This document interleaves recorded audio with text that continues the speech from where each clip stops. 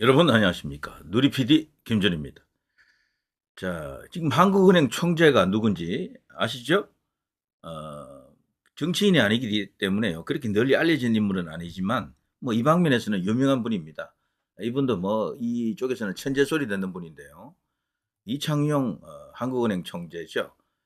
자, 이 사람이 갑자기 주목을 받고 있습니다. 이유 아시죠?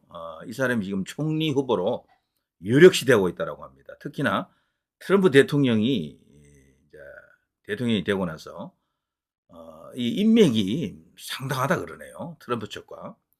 그래서 이창용 카드를 윤석열 대통령이 전략적으로 취할 것이다. 이 카드가 사실 등장하기 전에는요. 뭐 권영세, 주호영, 이정현 이런 사람들이 거론됐어요. 소위 이제 무난한 사람들이죠.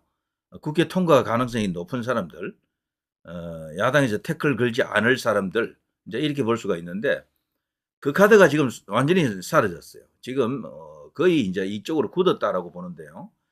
이창용 한국은행 총재가 아마 총리가 되는 것 같습니다. 자, 여기 1%대 성장 굳어진다. 지금 우리나라가 벌써 이 성장률이 2% 넘는 것도 버거운 그런 나라가 됐죠. 저는 개인적으로 정치인들이 이제 주력해야 될 이제 그 목표 가운데 하나가 이 저성장, 이 저성장을 타개할 수 있고 이걸 다시 적어도 3% 이상, 목표는 5%입니다. 이런 식으로 이제 성장률을 끌어올릴 수 있는 사람이 제일 적합하다라고 생각합니다. 이게 1번이고요. 2번은 역사 정상화입니다. 역사 정상화. 우리나라 역사는 이 근현대사가 너무도 많이 뒤집어져 있고 왜곡되어 있거든요. 자, 그 두 가지를 할 수 있으면 저는 100점이라고 봐요. 100점. 대통령이 되느냐 안 되느냐가 중요한 게 아니고 그런 일을 할 수 있는 사람을 내세워야 된다라고 보는 거죠. 그래서 가장 적합한 직업군으로 치면요. 저는 군인이 1등이라고 봐요. 군인 출신. 근데 군인하고 바로 대통령이 되는 건 불가능하잖아요. 군 출신 중에 정치적 경력이나 행정 경력을 좀 쌓은 뒤에 오는 사람들, 이런 사람이 제가 1순위가 되어야 한다라고 봐요. 왜 군 출신을 제가 이야기하는가 하면 우리나라 같은 이런 나라는 효율이 굉장히 중요합니다. 자원도 없고 뭐 땅도 좁잖아요. 아주 효율적인 어떤 그런 행정 운영, 국정 운영이 필요한데 이건 군 출신이 최고예요. 사단장급 이상만 해봐도요. 나라를 다스려 본 것이나 마찬가지예요. 그 사람들은. 진짜예요. 국회의원 10번 해봐야 그걸 몰라요. 모른다 하더라고. 국회의원 10번 하는 것보다도 도지사나 이 광역단체장 한번 해보는 게 낫다고 합니다. 오히려 국가 운영하는 데는. 근데 그런 수준이 바로 이 사단장이에요. 사단장. 사단장, 군단장 이런 어떤 장성급들은 이미 국가 경영을 다 알고 있습니다. 모든 걸 다 알고 있어요. 근데 일선의 일반 행정가들은 모르는 군사 안보 쪽도 알고 있잖아요. 그러니까 완벽하지 사실은. 우리나라가 이렇게 발전했던 것은요. 박정희 대통령, 전두환 대통령, 노태우 대통령으로 이어지는 이 군 출신 3명의 대통령이 사실상 다 해놨습니다. 거기서 끝난 거예요. 다른 나라가 없던 것을 우리가 가졌던 것은 그겁니다. 사실은. 그 엄청난 효율, 압축 성장, 집약적인 어떤 그런 고도 성장이 있었던 것은 그 세 군 출신을 빼고는 설명이 안 됩니다.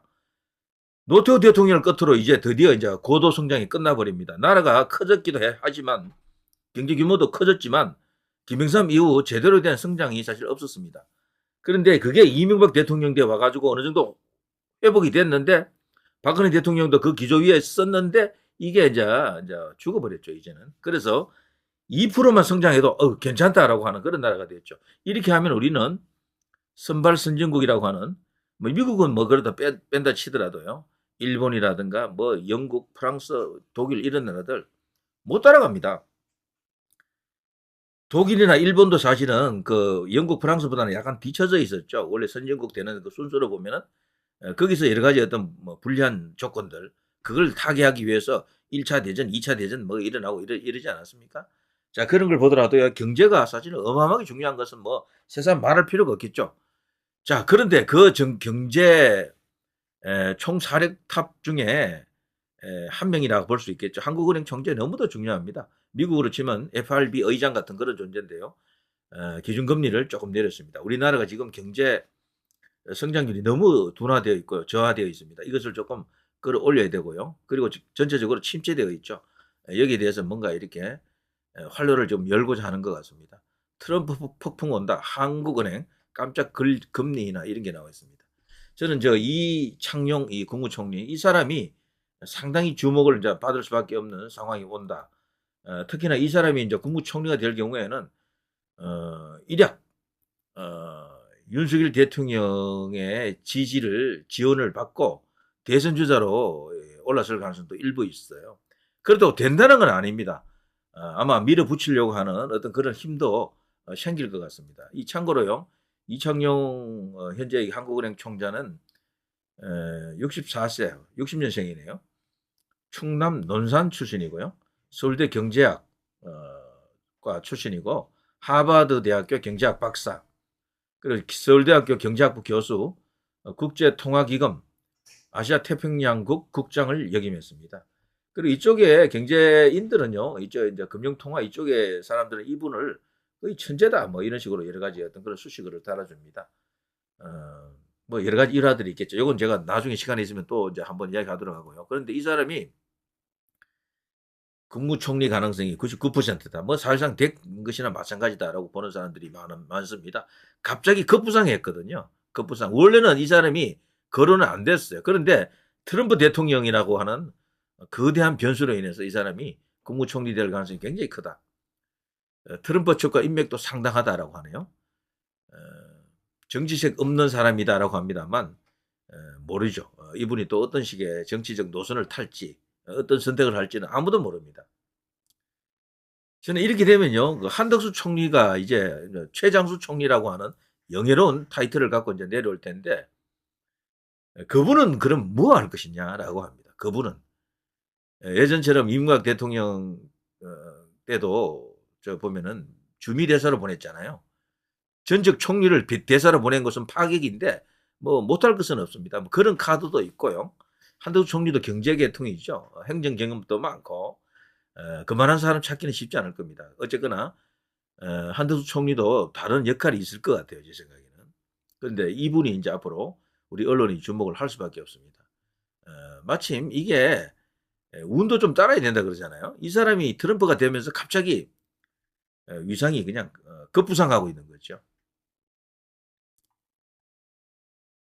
정치인이 아닌 경제 전문가라든가 이 실무 그룹에서 이제 총리군을 물색했던 것은 맞거든요. 거기에도 딱 적임이고 뭐 등등합니다. 한국은행 총재 후보로 이창용 국제통화기금 아시아태평양 담당 국장을 지명한 인물이 바로 문재인이었었죠. 자, 당시 윤석열 당선자 쪽에서는 협의한 적 없다라고 반박하면서 하는 총재 인선과 관련한 진실 공방을 벌인 바 있는데요. 그럼에도 불구하고 윤 대통령과 관계가 나쁘지 않습니다. 이 한국은행 총재 말이죠. 이창용. 자, 최장수 총리 등극 앞둔 한덕수 뭐 등등입니다. 그런데 오늘 이번에 다소 놀라운 어떤 여론조사가 하나 나왔던데요. 요거는 대통령 지지율이 28%좀 나왔죠. 뭐 괜찮습니다. 이거 더 이상 떨어지지 않았다라는 게 중요하고요. 곧 30% 회복할 수 있다라는 기대를 주고 있죠. 여론조사 기관이 많기 때문에 낮게 나오는 여론조사도 있고요. 숫자 자체가 작은 거예요. 크게 나오는 데도 있습니다. 크게 나오는 데서는 아마 30한 3%, 4%, 5% 이렇게 나오는 것도 있을 겁니다. 그러면 대통령이 이제 탄핵 지지율은 벗어난 겁니다. 기본적으로. 자, CBS하고요. 한국사회 여론연구소 여론조사 결과인데요. 대구 경북이 41%, 대구 경북은 어느 정도 회복되는 것 같습니다. 경제정책 긍정평가 29.3이면 낮은 게 아닙니다. 경제를 알고 뭐 이 사람들이 우리 국민들이 이렇게 일일이 반응했다라기보다는 대통령에 대한 인기 조사는 다름없습니다. 이걸 보면 30% 가까이 가 있다라는 걸 볼 수가 있죠. 부정평가 65.7 혹평이라고 합니다만 혹평이라고 할 수가 없어요. 대통령 현재 지지율에 이 정도 나왔으면 경제는 더 높게 나왔잖아요. 여기 약간이라도 나쁜 건 아니다. 차기 대선 이재명 41.3, 한동훈 19.3 뭐 비슷하고요. 여전히 이제 그 기조는 유지되고 있습니다. 이창용 아까 제가 말씀드린 한국은행 총재가 여기 이제 떡하니 등장했네요. 그런데 0.6입니다. 모르죠? 사람들은 이창용을 모릅니다. 누군지. 얼굴 본 적도 거의 없다는 사람이 대부분일 거예요. 그래서 이 지지율은 인지도하고 비례합니다. 많이 보일수록 올라가요. 많이 보일수록. 내가 많이 본 사람, 내가 아는 사람을 보통 지지합니다. 김문수는 여기 없더라고요. 김문수는 이렇게 하면요, 대선 주자에서 빠지게 됩니다. 여기, 그래서 제가 지난번에 한국갤럽에서 5% 가까이 나왔을 때, 그때가 물이 들어왔거든. 김문수라고 하는 물이 쫙 들어오고 있는데, 그걸 받아먹지를 못했어요, 우파에서. 그래, 이 우파뿐 아니고, 이 보수 언론 자체도요, 김문수를 다루지 않습니다. 그때만, 뉴스에 나타날 때만 잠깐 이야기해주지, 평소에 그 김문수 이야기하는 사람 거의 없어요. 없습니다. 그러니까, 일단 뉴스만 자꾸 따라가는 거야. 뉴스만. 그렇게 되니까 김문수라고 하는 사람을 띄우는 건 정말 어려울 겁니다. 광화문 광장에서 정광훈 목사가 김문수 뭐 해도 그 한계가 있습니다. 그래서는 1%도 만들기 힘들어요. 최근에 나온 여론조사 김문수 지지율 보십시오. 다른 데는 안 나오는데 한국갤럽에는 나오거든요. 거기는 주관식이라서 나오는 거예요. 당신은 누구를 지지하십니까? 그래, 김문수라고 말을 해야 돼, 사람이. 누가 불러주지 않습니다. A씨가 없어요.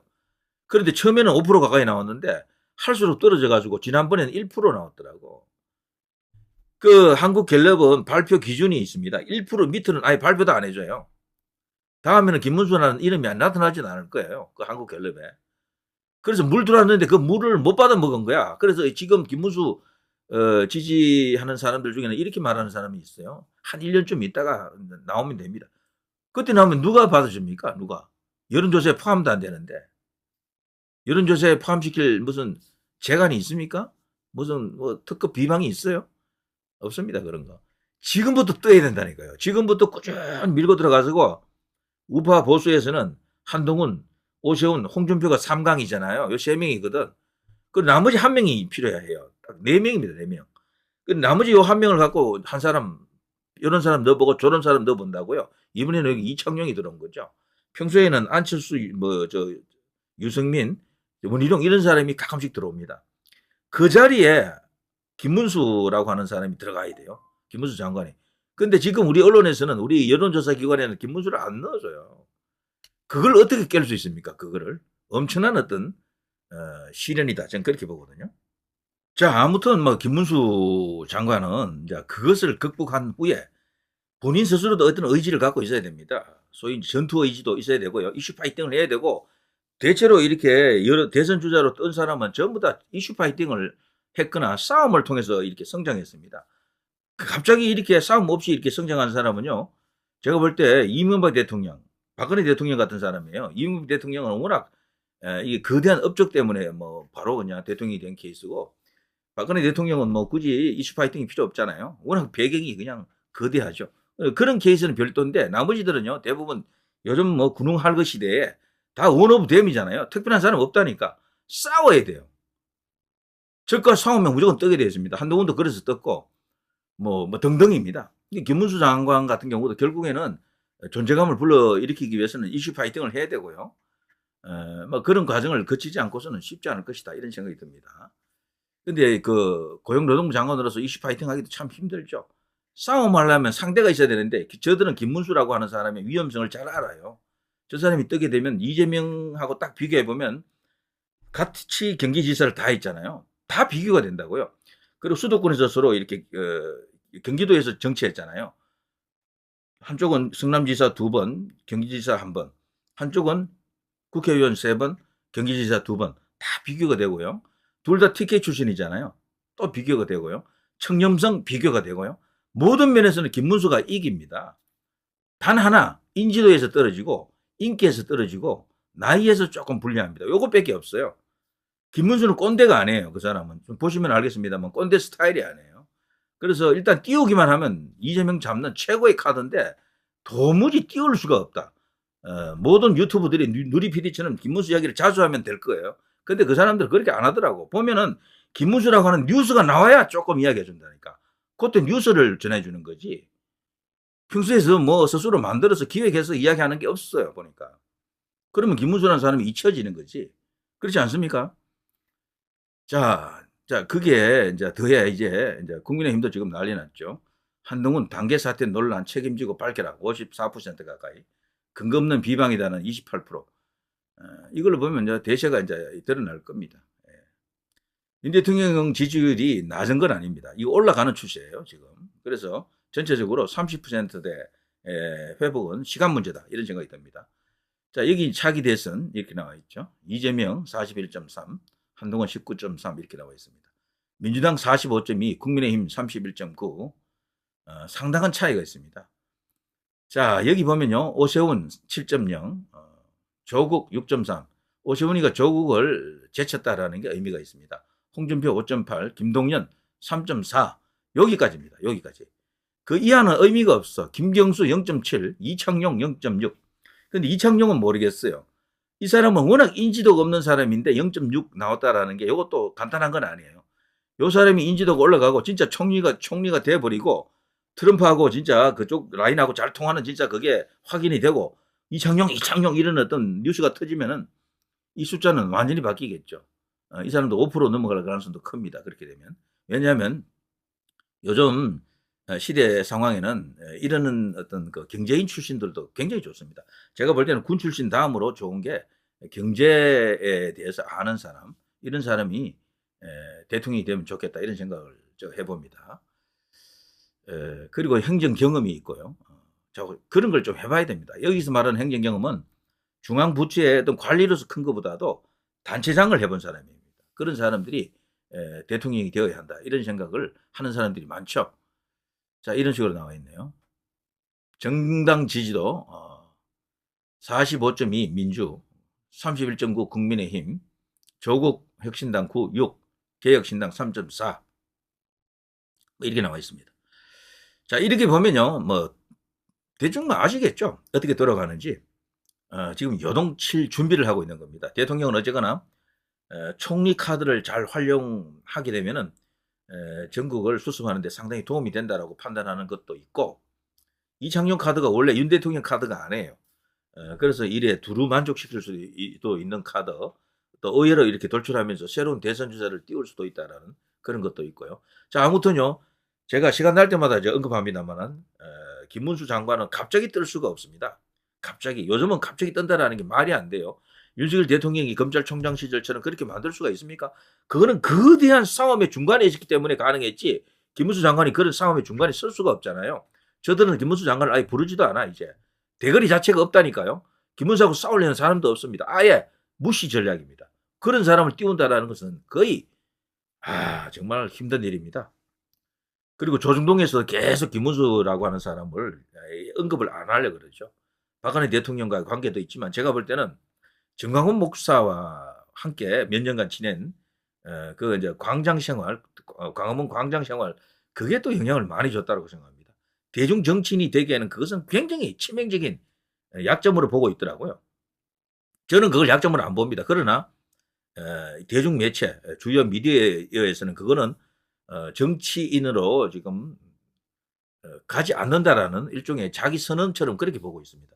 김문수 장관이 그걸 극복을 또 해야 돼요. 쉽지 않습니다. 그러니까요, 물이 이미 지금 거의 다 빠져버렸어요. 지금 보니까 어떻게 다시 띄울 수 있습니까? 정말 걱정입니다. 이렇게 되면요, 결국 보수 안에서 지지율 높은 사람 쪽으로 다 쏠려간다니까. 그게 누구예요, 그러면? 자, 누리PD 김준희였습니다.